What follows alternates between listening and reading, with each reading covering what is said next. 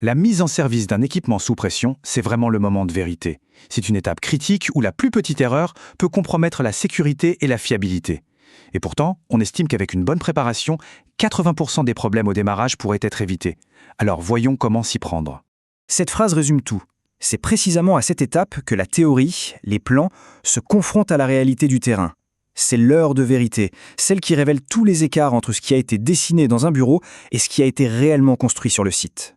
Et les enjeux y sont énormes. Dans des installations aussi vastes et complexes, un seul oubli, une seule vanne mal positionnée ou un document non vérifié, ça peut avoir des conséquences en cascade. La rigueur ici n'est pas une option. Pour aborder ce sujet de manière claire et structurée, on va suivre 4 étapes. On commencera par les prérequis documentaires, c'est la base. Puis on passera au contrôle essentiel sur le terrain. Ensuite, on verra les erreurs les plus courantes pour mieux les éviter et on terminera par un petit récapitulatif pour bien fixer les idées. Alors, allons-y. La toute première phase, avant même de mettre un pied sur le site, concerne le dossier technique. C'est vraiment la fondation de toute mise en service réussie. Voici les 4 piliers à avoir. Premièrement, le dossier technique doit être complet. Ça inclut tous les procès-verbaux d'épreuve. Deuxièmement, les plans, et surtout les PNID, les fameux schémas de tuyauterie et d'instrumentation, doivent être à jour. C'est ce qu'on appelle le tel que construit. Troisièmement, on doit avoir la confirmation que toute l'instrumentation est en place et bien étalonnée. Et enfin, que les dispositifs de sécurité sont vérifiés et prêts à l'emploi. Ce concept de tel que construit est capital.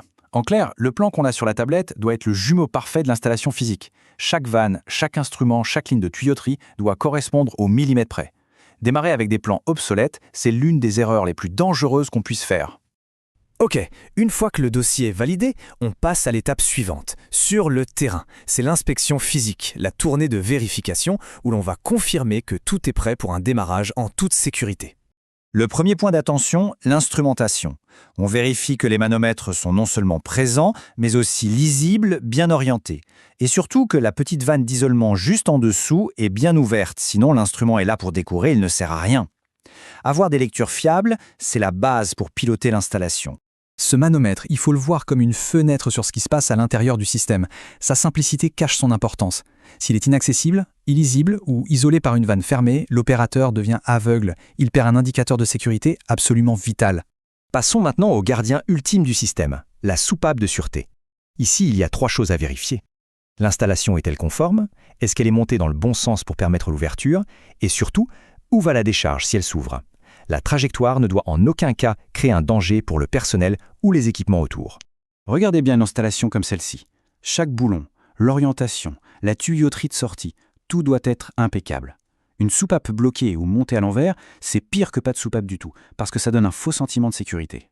Un autre point, souvent un peu sous-estimé, les purges et les drains. Il est impératif de s'assurer que les purges d'air au point haut et les drains de liquide au point bas sont accessibles. Oublier de purger l'air ou de drainer le condensat avant de mettre un système vapeur en service, c'est la recette garantie pour provoquer des coups de bélier. Et ça, c'est violent et destructeur. La clarté, c'est essentiel. Comme on le voit ici, les vannes sont clairement identifiées, accessibles. On distingue immédiatement la purge d'air, le vent, du drain de liquide, le drain. Cette simplicité visuelle est une défense de première ligne contre les erreurs d'opération. Enfin, n'oublions pas la structure mécanique. Il faut faire le tour des supports, des ancrages. Sont-ils bien serrés? Est-ce qu'ils permettent au système de respirer, c'est-à-dire de se dilater avec la chaleur sans créer de contraintes? Un support qui bloque la dilatation peut exercer des forces énormes et causer des ruptures. Bien, maintenant qu'on a vu les bonnes pratiques, regardons l'inverse. Quelles sont les erreurs les plus fréquentes? Celles qui sont toutes évitables avec la méthode qu'on vient de voir. Chaque point de cette liste est la conséquence directe d'un oubli dans les étapes précédentes. Partir avec de mauvais plans, se fier à un manomètre qui n'indique rien, négliger une soupape, oublier de purger, et surtout faire tout ça sans laisser de traces écrites. L'absence de checklist, c'est en soi une faute professionnelle. La checklist, ce n'est pas juste un guide, c'est une preuve. C'est la trace documentée qui atteste qu'une vérification systématique et rigoureuse a bien eu lieu. En cas de problème, ce document est votre meilleure défense, et c'est aussi la marque de votre professionnalisme. Parfait.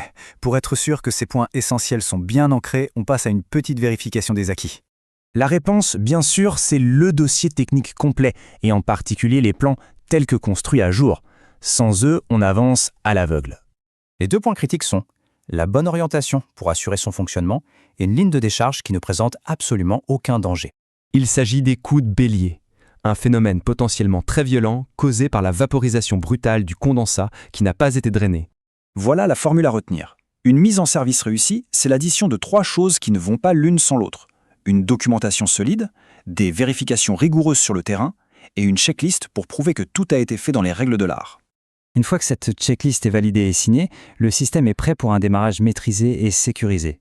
Dans notre prochaine analyse, on verra comment maintenir ce niveau de sécurité au quotidien avec la ronde de l'opérateur. Merci de votre attention.